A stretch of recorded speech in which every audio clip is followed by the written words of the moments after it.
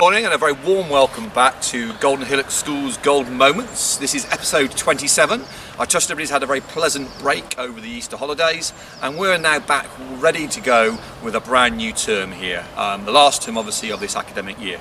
And we're going to kick off as it's outside and the weather has taken a turn for the better. There's a feeling of spring in the air, with a story about some students who are doing a sport project. As part and parcel of the Sky Sports Living Sports, they've been asked to design a brand new sport, and inspired by the experience of working alongside Gillian, who is an Olympic canoeist, and indeed Daniel Keynes, who's an Olympic athlete, we're now going to hear from their teacher, Miss Crutchley, who's going to explain a little bit more about this project that the students have been doing.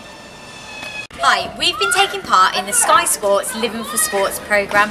We've been working with a group of Year 8 students trying to improve and raise their confidence and their aspirations through sport. We've been very lucky that our athlete mentor has been Gillian, who is a British canoeist and international athlete. She's been working hard with the girls to raise their confidence and inspire them for their future careers. Today we've got our project visit from our athlete mentor Gillian. The girls are going to tell you a little bit about what we've been doing. So we've got Mariam Dar and Mahima Chowdhury, and they are going to go through the range of activities that have been taking place. So, girls, prior to today, what have you had to do to prepare? Today we've been practicing our own games for the Olympics, and we've been doing them with the rest of the class. Fantastic. What did you need to do to plan these games? We needed equipment, what we need, rules, Knowledge. Yeah, knowledge. Okay. Did you include any components of fitness in this? Yeah, all the games are based on the components of fitness, like muscular endurance and that. So yeah, Fantastic. moving. Tell me a little bit about the game that you two have created. We've created a game called Rough Ball.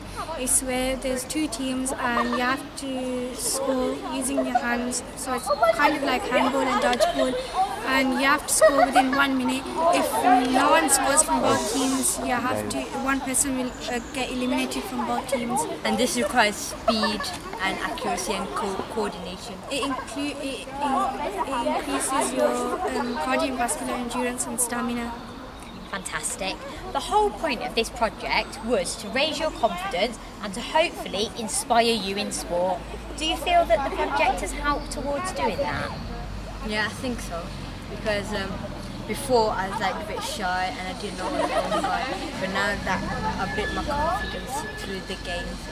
I feel the same way because it's our mental well-being. Because at the start I wasn't as interested, but this project's made me feel more into it and more active.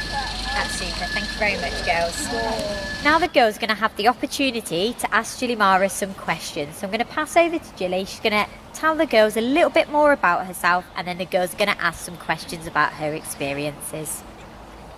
Yeah, thanks for that. Well, morning everyone. As you know, my name is Gilly, and I'm a canoeist, and I'm one of sort of 80 athlete mentors as part of the Sky Sports Living for Sport programme. And we're sort of going to have this sort of morning kind of working together. You've heard a little bit about me in terms of my kind of experiences and how I sort of have got to be an elite athlete and sort of representing my country. Do you have any questions for me after you've heard my story? Yep.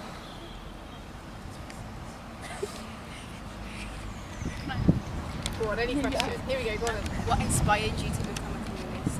What inspired me to become a canoeist? I think it was my want to find a sport that I could do well at, and I wasn't very good at necessarily being on the land, very coordinated, and so I tried out many different sports, and then by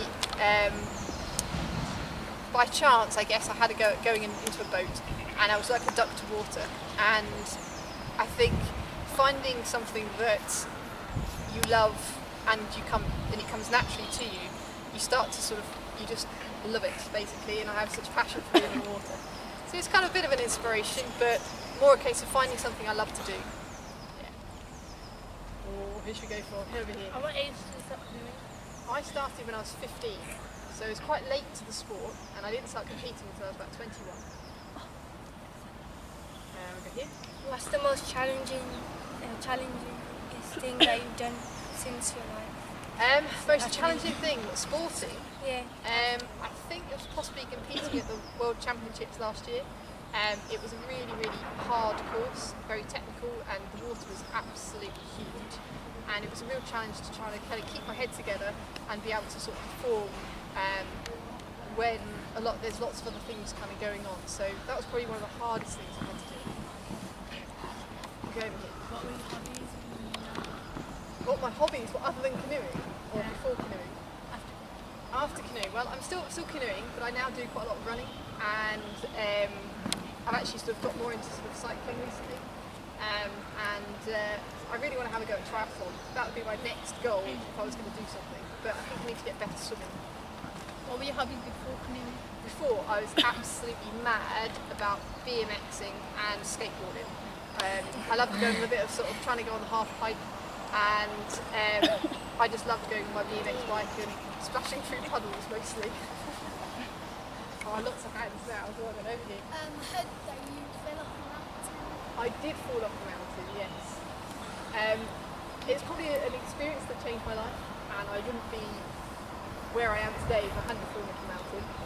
It kind of gave me a real urge to be the best that I can, and it taught me sort of how you really want something. So it's about how you go out and achieve your goals and how you set your goals as well. It's cool. Go on at the front. Have you raised any money for charity? I have actually. I've just done a big sort of a charity event, and I raised money for spinal research, which is my sort of chosen charity. And I've just raised sort of over kind of £500 for my last kind of big event that I did. Well, some inspirational opportunities there for our young people in Year 8, and we're very grateful to Gillian and Daniel Keynes, and of course their teacher Miss Crutchley, for the way in which those students have had those opportunities presented to them. And it may well be that some of those students we've just seen will possibly not be there at Rio in 2016, that may be a little bit too soon, but possibly at Tokyo in 2020. Watch this space for those Golden Hillock School gifted students of the future leading the way in terms of the sports that they are participating in and that also they've designed. But that's it for this week's Golden Hillock School Golden Moments, and we'll see you all again for episode 28, same time next week.